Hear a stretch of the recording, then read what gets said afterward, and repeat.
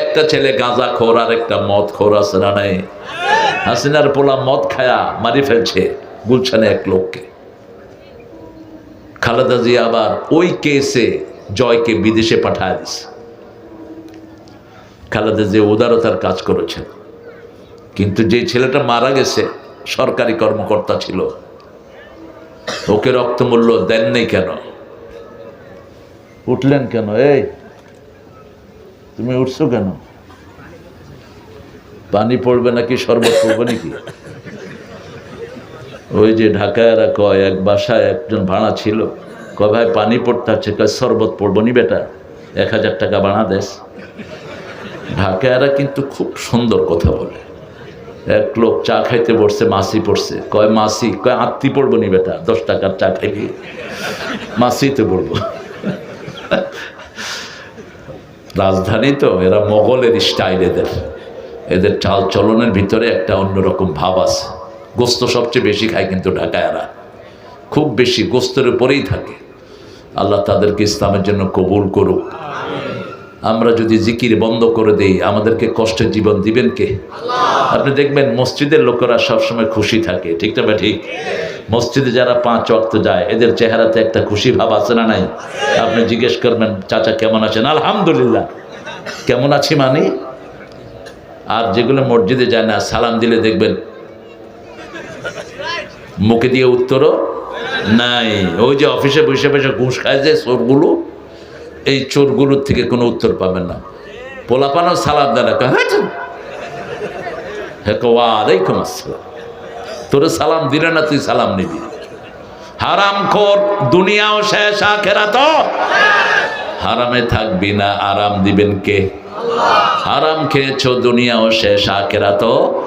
Oman আরাদা আন যিকরি, আমার জিকির থেকে যে মুখ ফিরায়, এমন কোন জায়গা নাই যেখানে জিকির নাই, ঠিক না? ঠিক। বাথরুমে যেতে জিকির আছে না নাই? আল্লাহুম্মা ইন্নী আউযু বিকা মিনাল খুবসি ওয়াল খাবায়েস, আবার বের হওয়ার পরে জিকির আছে না নাই? আয়না দেখার সময় জিকির আছে না নাই?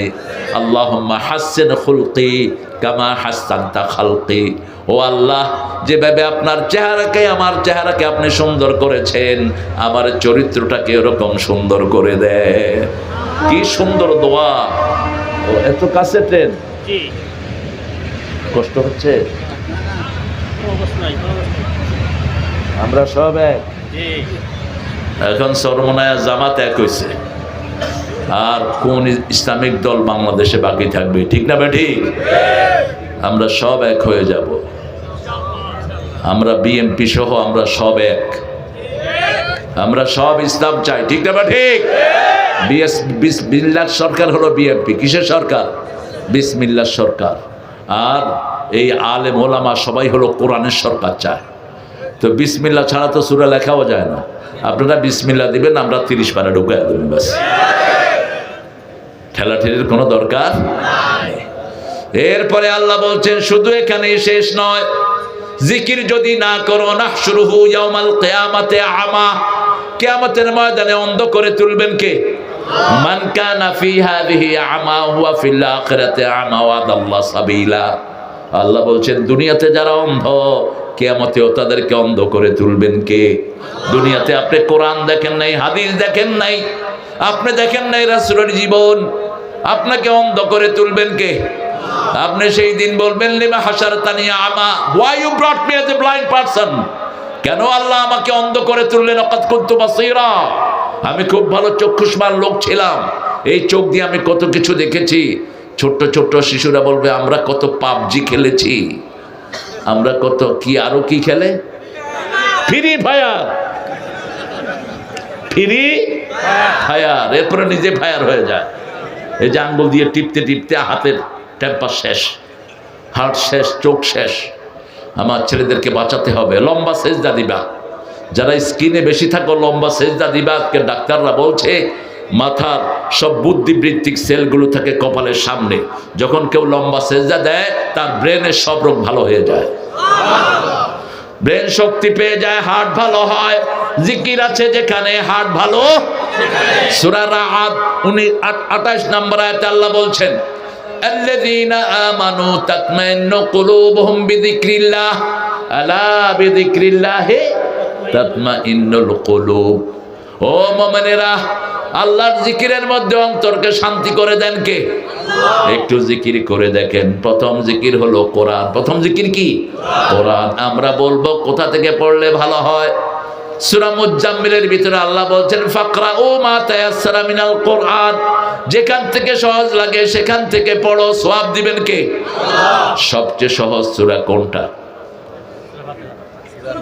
সবচেয়ে দামি সূরা, সবচেয়ে সহজ, সবচেয়ে দামি জিনিস সবচেয়ে সহজভাবে পাওয়া যায়। পানির আরেক নাম কি? সবখানে আছে না? যখন একটু টান পড়ে কারবালা হয়ে যায়। ফিলিস্তিনে টান পড়ছে কিসের?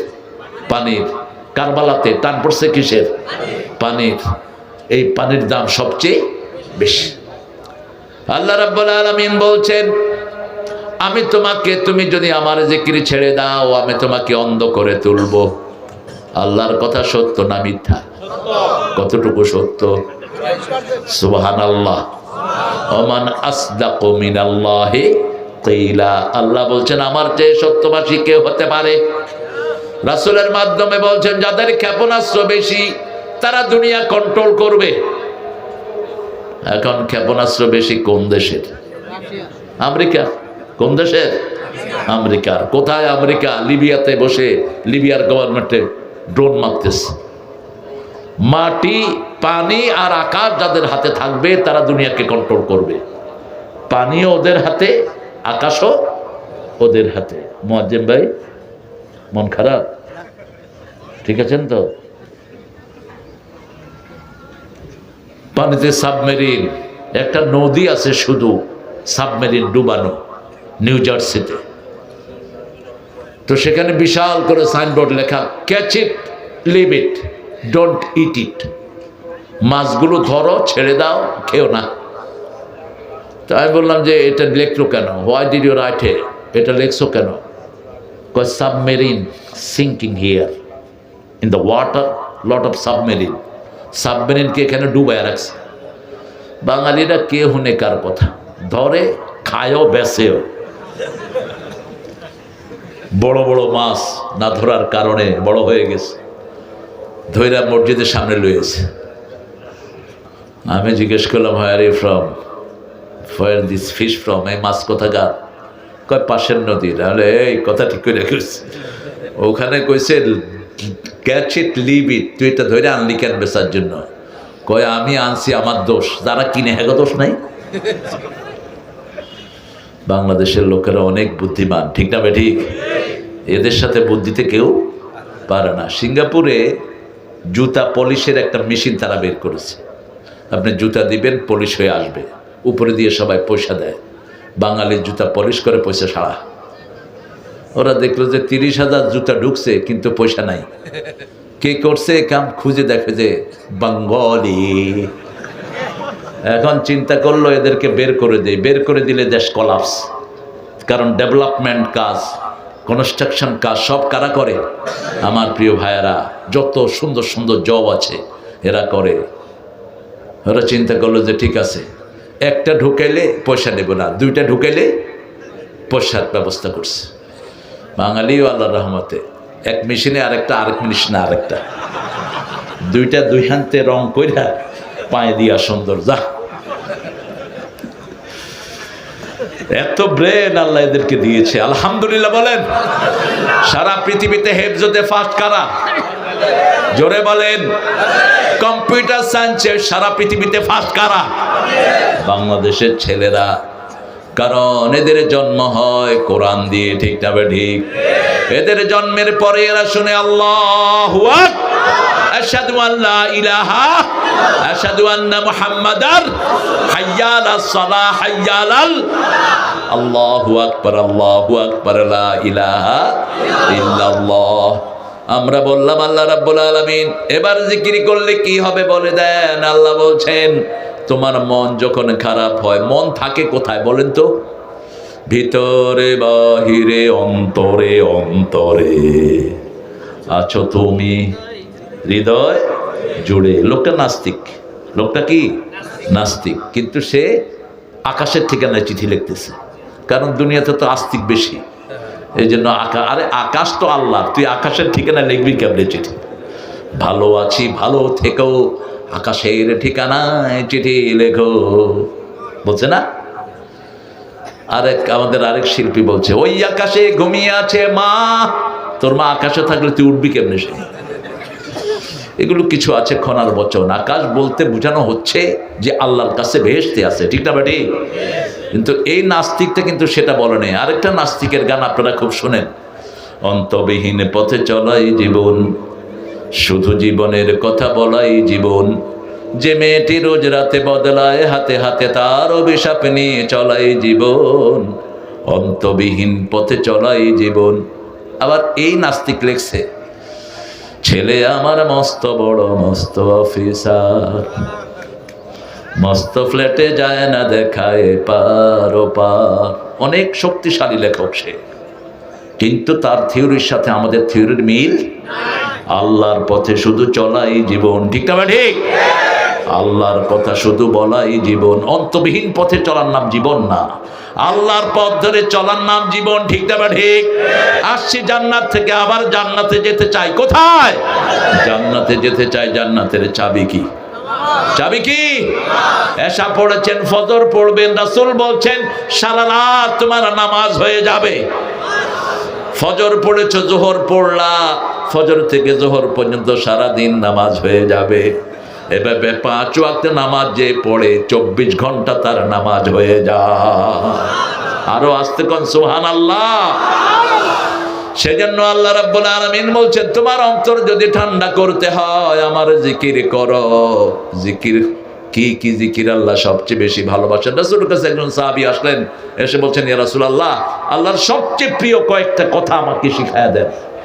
রাসূল শিখালেন, আল্লাহু আকবার বলেন, আলহামদুলিল্লাহ, সুবহানাল্লাহ, লা ইলাহা ইল্লাল্লাহ।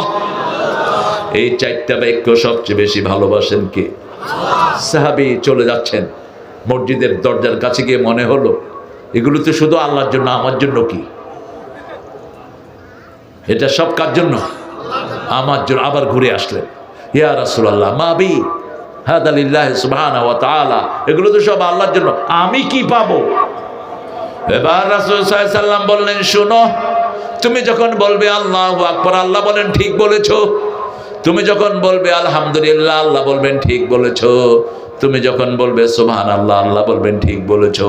তুমি যখন পড়বে লা ইলাহা ইল্লাল্লাহ, আল্লাহ বলবেন ঠিক বলেছো। এরপরেই পড়ো আল্লাহুম্মা